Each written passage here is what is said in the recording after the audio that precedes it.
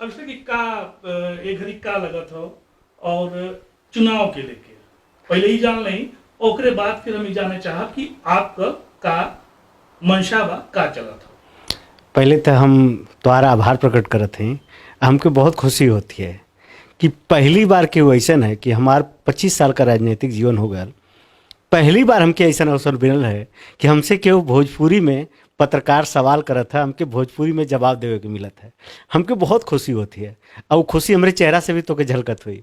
बिल्कुल बिल्कुल भाई, कैसे भोजपुरी ना बहुत मीठ भाषा है।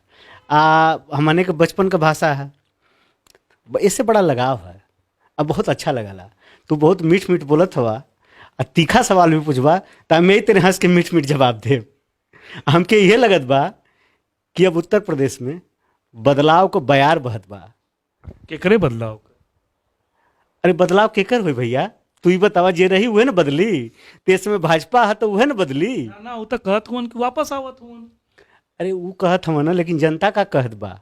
हम तो उसे का कहत हैं, छात्र नेता का कहत बना, युवा का कहत बना, किसान का कहत बना, नौजवान का कहत बना, हमार मुसलमान भाई का कहत बना।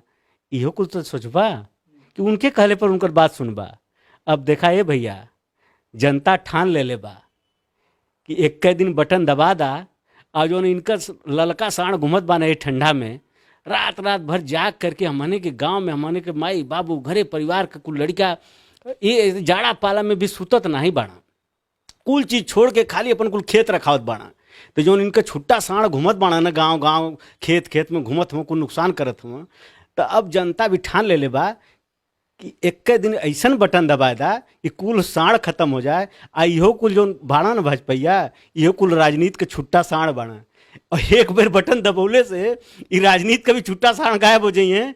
आ जौन हमन का खेतिया बरिया को नुकसान करत बाड़ा, उहो कुल सड़वा गायब हो जाइए। ना वो तो कहत हुन जैसे योगी बाबा कि एक घड़ी बटन दबावा जा, मई जून में हम लोगन गर्मी ठंड शिमला का एहसास करवाई।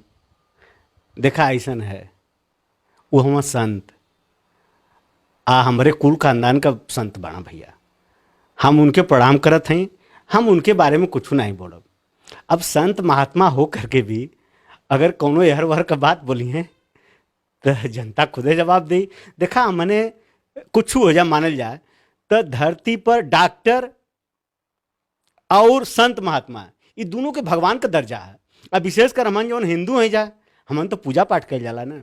तब हमारे बाबा जी हम आप कुछ कहिए, हमसे उन पर टिप्पणी मत करावा। लेकिन एक बात तू जान ला कि जनता ठान ले बा, अब की बयार बहत बा, बदलाव पक्का हुई। और उत्तर प्रदेश के अंदर अखिलेश भैया सरकार बनी है और मुख्यमंत्री बनी है। ये कहीं तो लिख के आज रख ला और 10 के फिर हमसे अमितेश भैया तो मिलिया, फिर इंटरव्यू हमारे तो और हुई। बिल्कुल हुई। एक चीज बता दें दर्शकन के, अभिषेक सिंह आसू आजमगढ़ से निकल के आके वहाँ से लखनऊ में, प्रदेश के राजधानी में लखनऊ यूनिवर्सिटी में अध्यक्षी, ये सफर कैसन रहल? रोमांचक रहल, खट्टा मीठ रहल। और तो के बताई ना कि हम बहुत ही गरीब परिवार से निकल के आई नहीं, हमारे पास कुछ ना रहे लखनऊ में। ये लखनऊ और लखनऊ यूनिवर्सिटी मान सम्मान पद प्रतिष्ठा सब कुछ दिलस हमके। और भगवान का ऐसा कृपा आशीर्वाद भैल कि जौन कुल जीवन में जरूरत हुई कुल ये लखनऊ बड़ा बढ़िया दिल का लखनऊ है। आई कुल यूनिवर्सिटी के लड़कियाँ, हम तो बनारस में पढ़ रहे हैं यूपी कॉलेज में, जहाँ आपका घर बा, जहाँ ये चैनल चलाला, हमके वहाँ से भी बहुत लगाव है।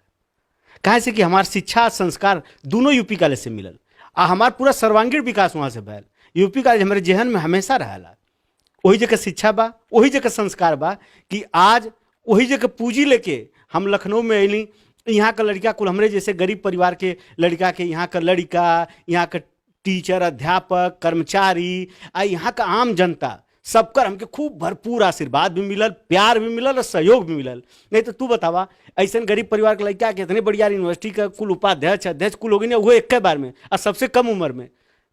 कुछ तो बात रहल हुई, कुछ तो यहर के लोग विशेष आशीर्वाद हमके दिले हुए, विशेष कृपा रहल हुई।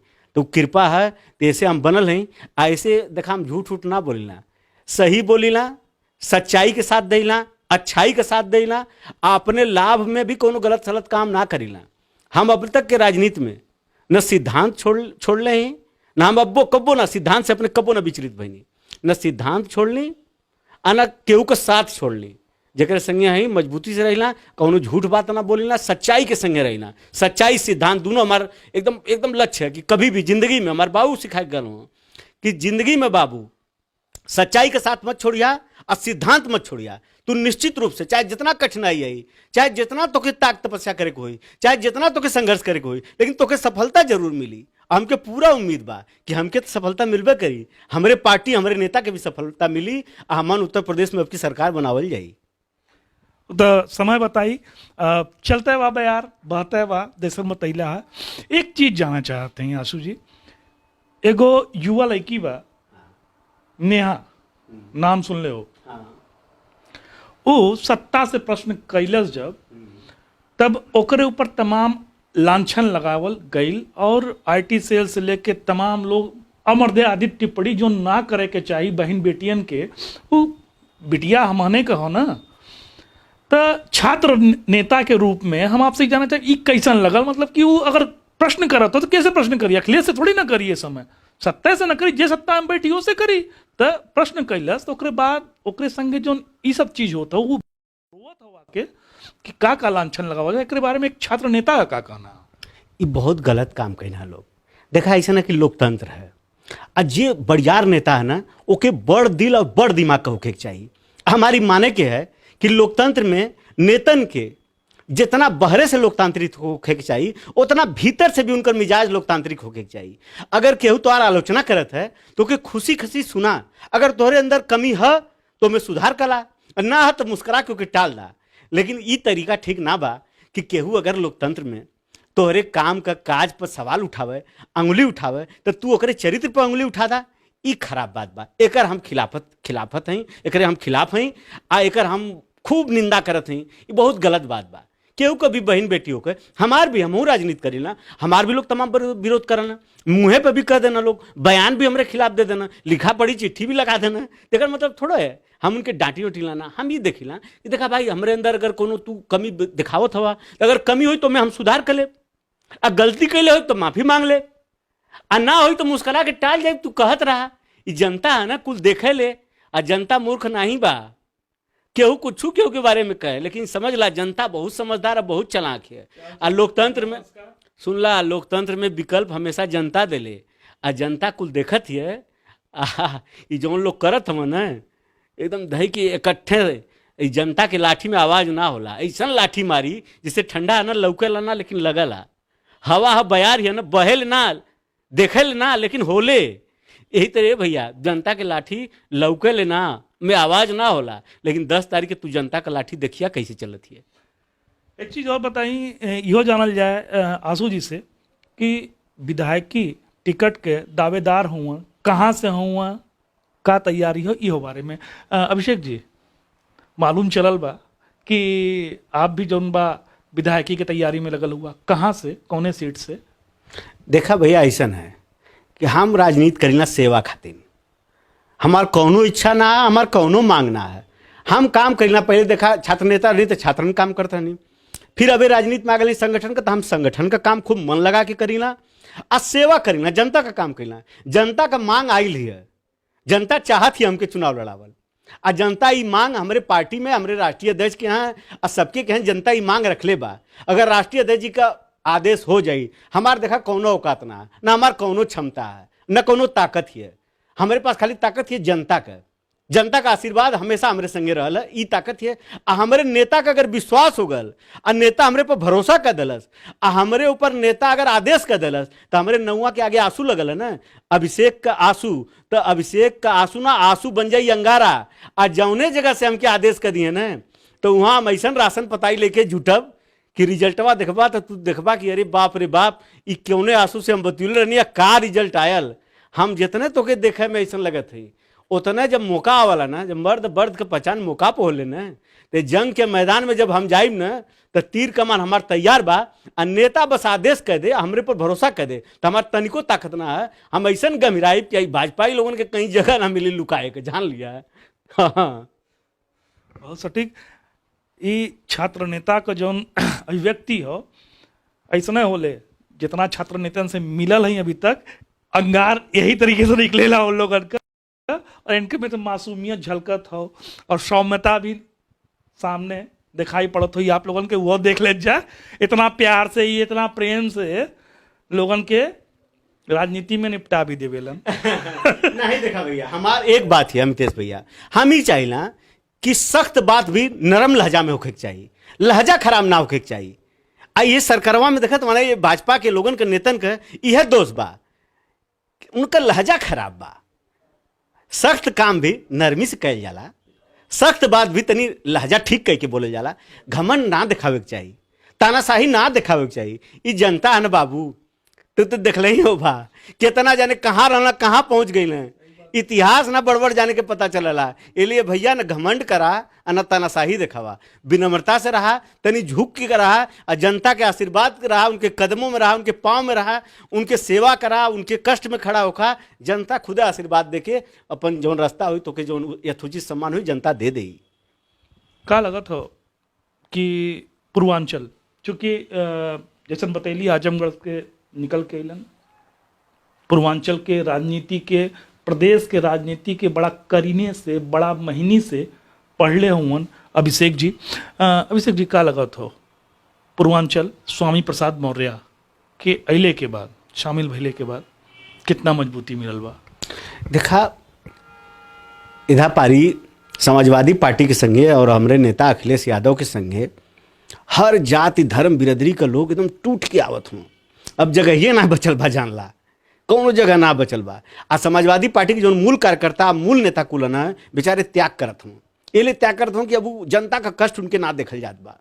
जनता इतना कष्ट में बा कि जनता के कष्ट से उबारे खातिर अपन व्यक्तिगत महत्वाकांक्षा भुलाए के भी खूब हाथ फैलाए के, सीना फैलाए के दूसरे के हाथ से दल से आवे वाले लोगन के सब गले लगावत है। यही से कि कोनो तरह से ये जो खरबकी सरकारवा बाना, इससे जनता के मुक्ति मिल जाए। और निश्चित रूप से स्वामी प्रसाद जी बहुत बढ़िया नेता हूँ। अब पिछड़े वर्ग का तो पूरा गोलबंदी भैले बा, अगड़ा ओगड़ा सब मिलके कौनो जात बिरादरी धर्म ना बचल है कि जवन कुल टूट गल है बारी चुनाव में बंधन, न जात कहीं लौकी न धर्म कहीं लौकी, कुल लाइन टूट गई बा। सब इतना परेशान भयल बा ना कि केहू के कोनो क्षेत्र में कोनो लाभ तो मिलत ना बा। हर वर्ग परेशान बा। अब परेशानी के एक इलाज बा, एक दवाई बा, एक इंतजाम बा, बस अखिलेश भैया आ साइकिल निशान। एकरे अलावा भैया उत्तर प्रदेश में इस समय न कोनो दवाई है न कोनो इंतजाम है, इतना रोग फैलल बा। एक चीज मतलब आप कहत हुआ कि हम लोग आए, वो कहते हुए हम राम को लाए हैं, जो राम को लाए हैं हम उनको लाएंगे, टाइप का तमाम चीज चलत हो।